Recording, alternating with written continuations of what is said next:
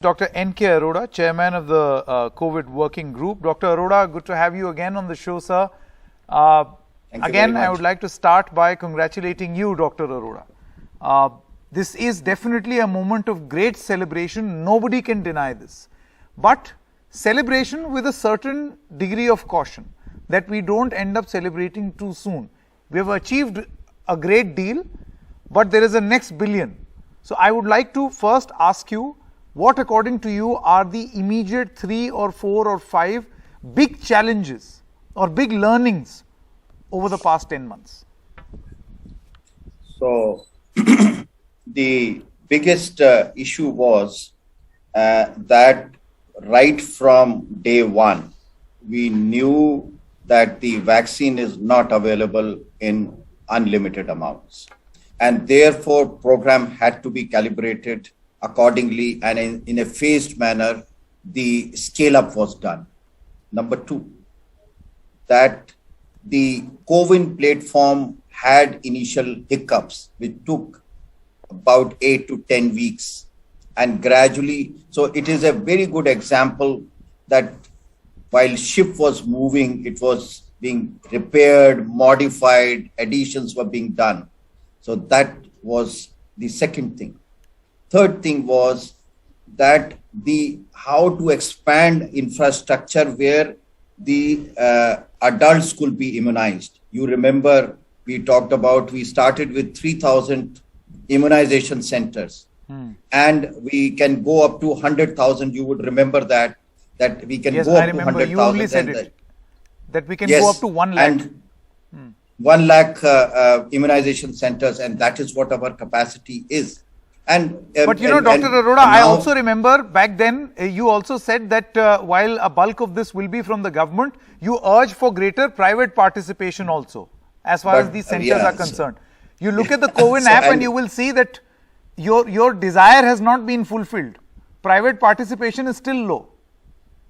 So and in fact, the other day also we talked about that we were expecting, but anyway, in fact, so far they have delivered about 5% of the vaccines. We were expecting around 20-25%, but that's fine. But that's a huge gap. But that also, that even that 5%, 10%, they started with around 10%, 7, and now it's around 5%. You will see today it's about 1,500, 2,000 immunization centers out of 63 or 64,000 sites. So private sector has been there, but private sector's role, I'm diverting a little bit, in patient management has been monumental. If they were not there, we would have really had difficulty. Public sector health care delivery system is, that there are glitches, and private sector came at that time. So their participation and role is the other learning which we had was that there will be the possibility of vaccine hesitancy. I spoke about a very comprehensive 360-degree approach to handle vaccine hesitancy, and a social mobilization campaign built on our previous 25-30 years of experience with polio, measles, that was built up. And this time, the whole campaign is proactive, responsive rather than reactive. And you would, I'm sure, where this social media scanning has shown, and I am sure you would also agree, that today fake news, misinformation, and those kind of issues are much less or uncommon, while they were very frequently seen in the first 6 to 8 weeks or 10 weeks. So, but that does not take away that a guard cannot be built, that we are happy that it is vaccine eagerness and vaccine enthusiasm, because as we approach the end line, the issues of those who need a little more cajoling or who need a little more convincing will be required, and that is being done. The strategy has been scaled up in a way that sort of one-to-one marking is to be done. I must tell you, if you go to a village today, Asha knows exactly who are the people who are yet to be immunized. And she can take you to those 5 houses or 10 houses where a kind of a interpersonal communication at a very different level is being done. So the program is ready. I was I was listening to another issue.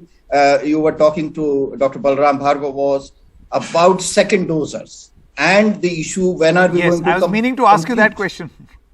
Yes, so I was listening and I'm prepared to answer that. Sure, please. If you look at the previous 3 or 4 weeks, the second dosers have started overtaking first dosers. Even today, second dosers are more than first dosers. What is this phenomena? Primarily, the second dosers will now be coming up because those 88-90% of the vaccine is Covishield, and Covishield and real takeoff of the vaccination system took off in June sometime. So those who received in June, July, August, now is their turn to come into second doser because it is 3 to 4 months interval. So they will gradually come up, and the possibility, because the most exciting part and the encouraging part we are seeing that there are 5-6 states, although small, have received 100% adult 1 dose.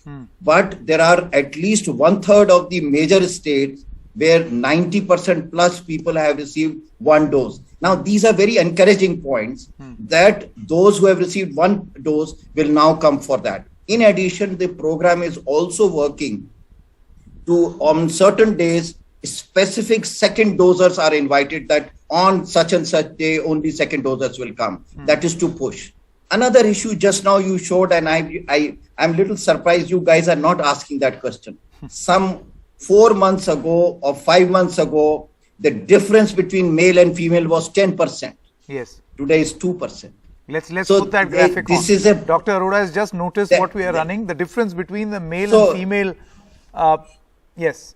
Let's put that on the screen. Yes. So that has been proactively done because female specific centers were drawn. Because when you tell, it is very seriously noted down, and I can tell you have been doing a great job when you ask questions. And then another dimension has been that how do I reach 100% population by the end of the year? You are pushing Balram Bhargava on that. So here I will tell you that at least 1 dose we should be able to give most of the adults by the end of the year, and within next 4 to 6 weeks, second dosers will also be given. Because that is, see, I must tell you, I told you that in July end, we will give 50 crore doses. It was somewhere in April or May, if you remember. Correct. We finished 50 crores on 7th of August. In somewhere October, we had expected 100 crores because that was the supply side we knew about it. And then in the coming 3 months, we have arrangement for about 80-90 crore doses. In fact, by January, we will have nearly 100 crore doses. Okay. So doses is not a problem anymore. Can you, Dr. Arora, just give us the timeline? Because I think that will be very, very interesting. For instance, we have completed 1 billion in 10 months. What is the action plan and the supply issues? Have they been sorted for the next billion? How soon can we hit the next billion? Yes. So I think we should be able to do it within next 3 to 4 months, that second dose, because first dose we have to see 77 or 80% have received the first dose. So we are left with 20%, which is about 18-20 crore people. Correct. Which has to be given an additional 1 doser. Yeah. So we think that by the end of this year, everybody will get at least 1 dose, and there will be a few who will be left for second dose, and because that is what expected. In another 4 to 6 weeks after December, we should be able to complete that, because we are now planning how pediatric immunization is to be rolled out. So before you ask that question, I thought I will take it up proactively that for pediatric immunization also, there are 4 vaccines in the offing. There is Covaxin, data available, Zycovid, data available, and 2 more doses, Carbovax and Covavax, which are Serum Institute and Biological E. And these vaccines will be available somewhere a later part of December, so that somewhere in the first quarter of the next year, we should be ready to start immunizing our children, the most important asset, with the same gusto and intensity as the adults have. You know, Dr. Arora, you have robbed me of an opportunity to ask 3 or 4 important questions, but I still have some arrows in my quiver for you. My question now for dose number 1. You mentioned that dose number 2, if you see the percentage that has increased, factual, absolutely spot on. But don't you think that the dose 1, the number of people taking the first dose actually coming down is also a cause of worry, which means you're not adding more new people. You're only vaccinating those who are already vaccinated with the first dose. Sanket, I have already answered this question. I said the last mile, the intensity of social mobilization will have to be increased. Much more than what it has been. Yes, and interpersonal communication. I've already tried to answer that. We know that we need to now mobilize who may be fence sitters, and they need to be talked about. Their concerns have to be taken care, and so that they are mobilized. So there is this extra effort. It is already being planned, because last mile will always be. So once you cross 80% or so, then you have to do that extra effort, and that is being planned. And you're saying that this will be done within the next 2 to 3 months, by the end of this year? Yes. Yeah, because it's an ongoing process. These are the learnings we have done. That initial 6 to 8 weeks, it was expected that vaccine hesitancy is going to be there. Now we know that there will be some vaccine hesitancy. We need to work, change our gears and work in a manner so that these people, as I said, you go to a Asha, she will tell you who is unimmunized. You go to a urban area, a worker in the mohalla, he knows or she knows who is unimmunized at the moment. So that kind of micro planning, line listing, and focus targeting is being done at this time. Dr. So Arora, at the ground level, it's a very different game also. Okay, Dr. Arora, my next question is on booster shots. Now, I was speaking to Dr. Paul yesterday, and he said that it may be happening in other countries, but in India, we do not have a comprehensive scientific study as of this moment to suggest that this is something which actually works or not. Now, what are you willing to learn from global experiments on giving booster shots and cocktail vaccination? So I'll take you back. I will take you back to May this year, when we were discussing about interval between 2 doses. And I said context is very important. Same is true for boosters. The second wave was devastating, but it has done a good thing also for us, in a way that it is 67% seropositivity in June, but it appears that around 80% of the people had a natural infection during all this period. Now, those who have got a natural infection, 2 doses is like a double barrel protection cover.